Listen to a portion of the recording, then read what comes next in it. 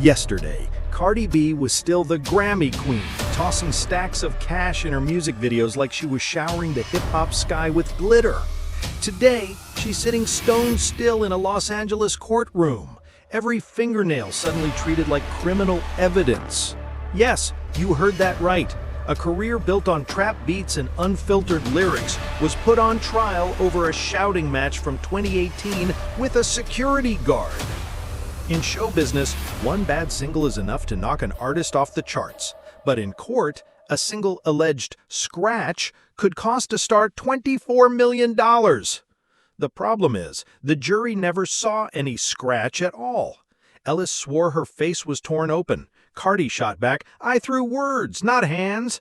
Back and forth they went, trading accusations like verses in a diss track, while the online crowd munched popcorn, waiting for the plot twist. And the twist finally landed. Cardi B cleared on every count, not a dime in damages. But was that the grand finale, or just the trailer for the next episode in the Cardi B courtroom cinematic universe? Back in 2018, Cardi B wasn't throwing punches on stage. She was throwing words in the lobby of a medical clinic. At least, that's the scene her accuser painted. The name attached to that accusation is Emani Ellis, a former security guard who claims she got more than just a verbal lashing.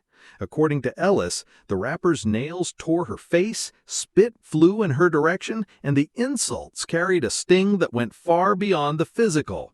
Her lawsuit? A staggering $24 million, as if Cardi's temper could be tallied like tour revenue. But here's where the story bends. Witnesses who were right there, the clinic's doctor and receptionist, insisted they saw no claws, no spit, no skin breaking. They described nothing more than a war of words, the kind of celebrity tantrum that makes tabloids but not hospital charts. The documented reality is this: no medical proof of a scratch, no photo of a bruise, no footage of a scuffle. Meanwhile, Ellis held her ground, swearing the encounter was far uglier than the defense wanted the jury to believe. She portrayed herself as the underdog, the worker silenced by a megastar whose fame gave her cover. And in that contrast, celebrity sparkle versus employee struggle, the case found its headlines. Cardi, never one to play meek, denied it all with her trademark fire. Yes, she argued. Yes, her words cut deep. But hands? Never. Nails? Only for the manicure chair. Racial slurs? Absolutely not. She framed the lawsuit as a shameless cash grab, another way to turn her public persona into someone else's payday. When the jury finally weighed it, the scales tipped her way. Ellis walked out without a cent.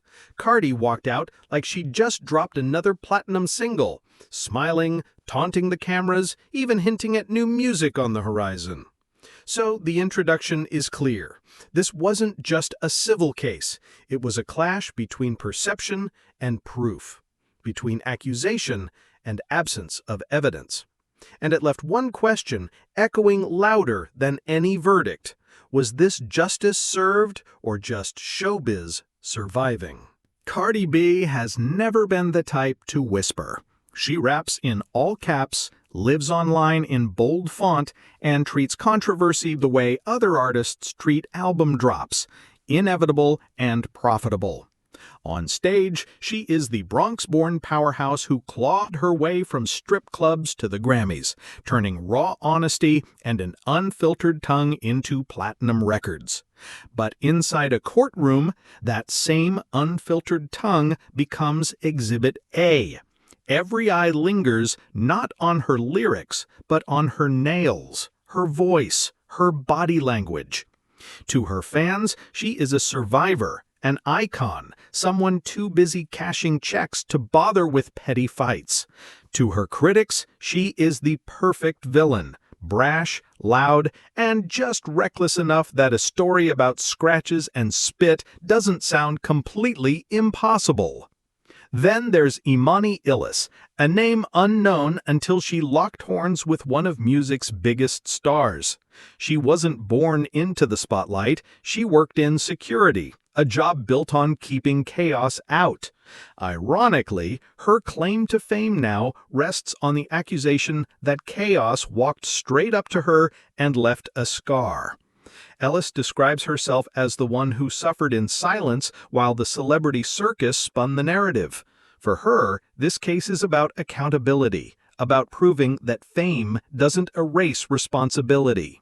For the public, though, she risks looking like another figure hoping to cash in on a headline. The tension between them isn't just legal, it's archetypal. Cardi embodies the untouchable star, with money, fans, and swagger to spare. Ellis embodies the everyday worker, fighting for recognition and restitution. One sells out arenas, the other once checked IDs at the door. On paper, it's David versus Goliath.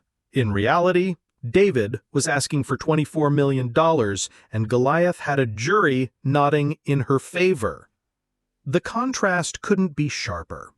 A rapper who once turned her past life into Grammy gold, now forced to defend herself against a narrative she insists never happened.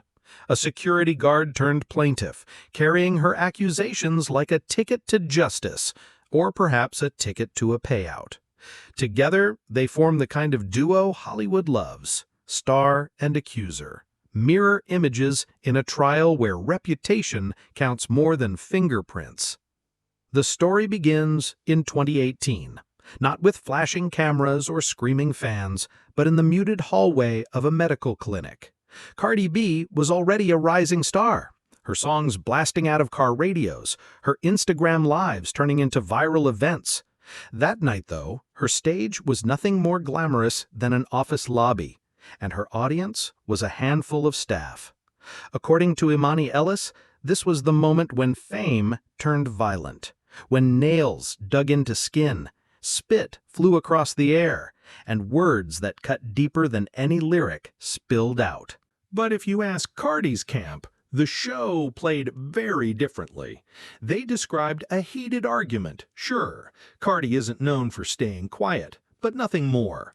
No scratches, no spit, no racial insults. Just raised voices echoing off white walls. The kind of spat you'd forget the next morning if not for the fact that one of the participants was a chart-topping rapper. Months passed before Ellis transformed that night into a lawsuit. Her claim, the superstar's behavior caused physical injury and emotional trauma. The number attached? $24 million, a sum big enough to turn a hallway squabble into front-page drama. On social media, some sympathized. Ellis framed herself as a working woman standing up against celebrity arrogance. Others rolled their eyes, calling it a money grab dressed up as justice. Fast forward to 2024, and the case finally crawled into a courtroom. By then, Cardi B wasn't just a rapper, she was a household name, a fashion icon, a walking meme generator. The thought of her sitting behind a defense table was surreal, like watching a music video with no beat. Ellis and her lawyers painted the scene in lurid detail, claws slashing across a face, spit landing with insult, words laced with venom. Cardi's side countered with stark simplicity. Witnesses saw nothing but a shouting match. Then came 2025, the climax. After days of testimony, the jury had to decide, was Cardi B the aggressor Ellis described? Or was Ellis rewriting a hallway argument into a Hollywood screenplay? The doctor said he saw no contact. The receptionist agreed. Medical records showed no scratch worth documenting. The scar existed only in Ellis's telling. When the verdict dropped, it landed like a bass drop in one of Cardi's songs. Boom! Not liable, not guilty, not a dime to be paid.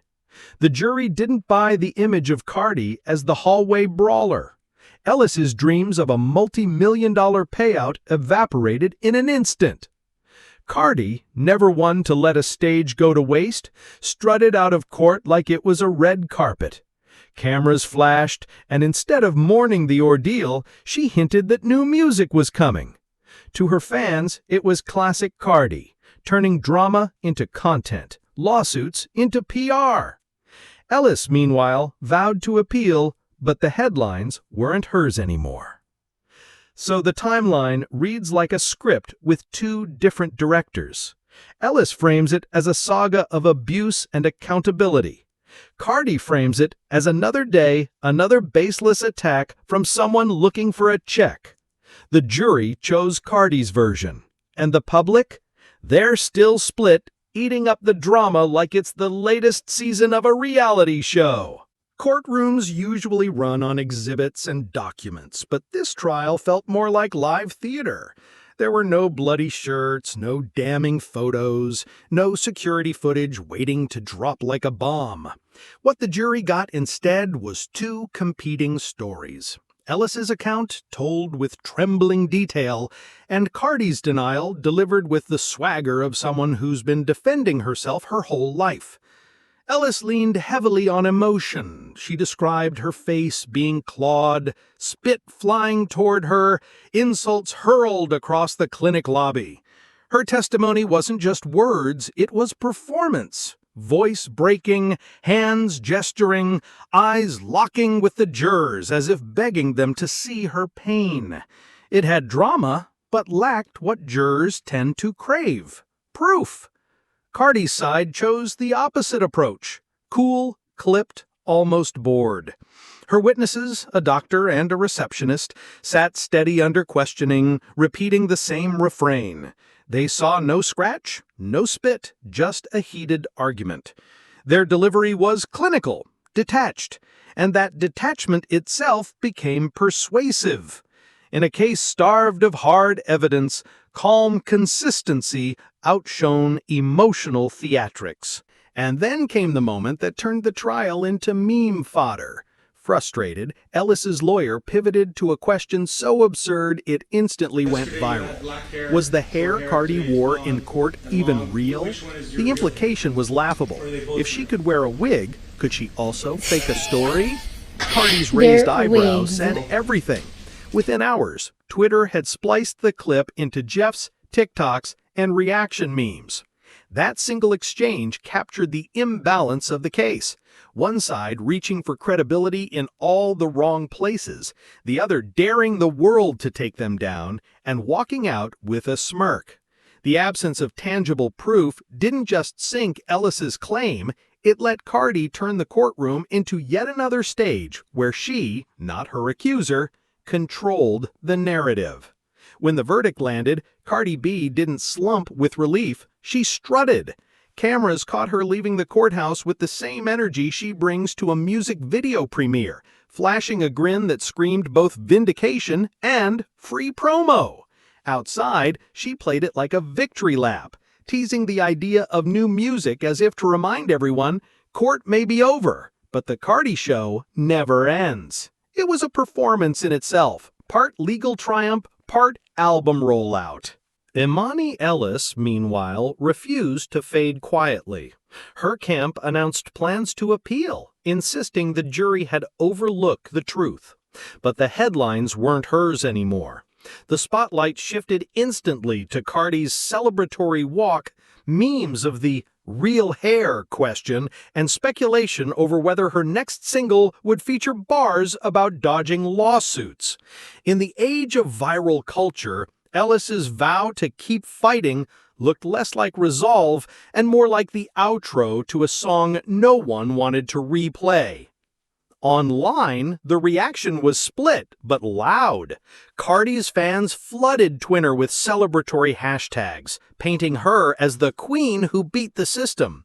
Critics fired back, arguing that fame and charisma can bend justice in ways ordinary people could never dream of. The courtroom had become another arena for culture wars. Celebrity power versus working-class grievance. Star power versus credibility. Still, the internet consensus was clear about one thing. Cardi had turned what could have been career damage into content. She walked out of court not as a disgraced defendant, but as a memeable moment, a trending topic, and, most importantly for her brand, a woman still in control of her narrative. In the short term, Cardi B walks away with her reputation not just intact, but amplified. Instead of being remembered for courtroom defeat, she's remembered for courtroom memes, for a jury siding with her, and for the confident smirk that launched 1,000 reaction videos. The case that could have drained her bank account for $24 million ended up padding her brand with another layer of invincibility. For Ellis, the consequences cut the opposite way.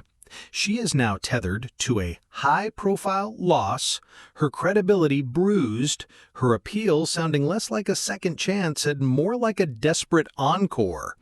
The uphill climb of convincing another court that invisible evidence exists will be steep, if not impossible. And hovering over it all is Cardi B's next move. She's hinted at filing her own lawsuits against frivolous claims in the future. If she follows through, it won't just be about clearing her name. It will be about setting an example that suing Cardi B comes with a cost. For now, though, the rapper has already done what she does best: turned conflict into currency, drama into dominance. So here's the mic drop question. Was Cardi B, the innocent star, unfairly dragged into a $24 million fantasy? Or the undisputed queen of spinning lawsuits into marketing gold? Either way, the jury's verdict kept her crown shining and her brand untouchable. But don't get too comfortable. Celebrity scandals never end with the credits.